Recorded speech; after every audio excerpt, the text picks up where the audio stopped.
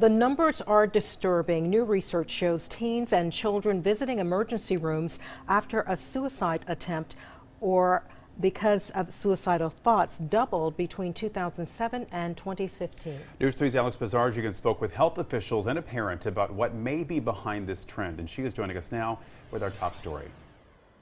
Well, Ben, researchers looked at nationwide data focused on children who were diagnosed with suicidal thoughts or attempts after visiting an ER. What's most alarming is nearly half of those kids were between the ages of 5 and 11 years old.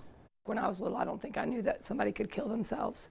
But now they will say stuff like that, and I'll have parents come in and tell me they said that, and it scared us to death. Beth Brock, a licensed clinical social worker, is seeing mental health problems start at a younger age. The reason? She says it's complicated, but it starts at home. There has to be connection with parent and child. There has to be activities, face-to-face, being with them, seeing them, doing things, no matter how busy things are.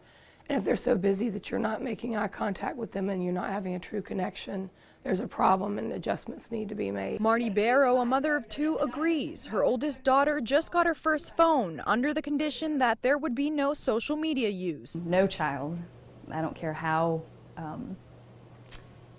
grounded or confident they are, no child has a strong enough sense of self, in my opinion, at the age of 11 to really deal with all the comparing that there is naturally and innately on an avenue like social media. Dr. John Rowlett, head of St. Joseph Candler's Pediatric Hospital, is seeing the trend right here at home. Over the last several years, and I've been doing this almost 30 years, seeing a continued increase in the number of children, teenagers, young adults who are having more and more emotional problems, and some of them thinking about hurting themselves, some of them actually trying to hurt themselves, and unfortunately a large number of people who actually have taken their own life. The same study shows half of kids in the U.S. with mental health problems go untreated.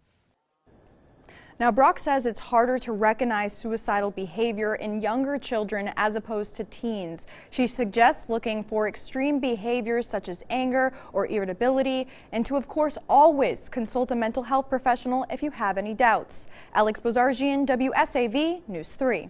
Alex, thank you. And if you or someone you know needs help, we have some important numbers at WSAV.com/crisis hotline.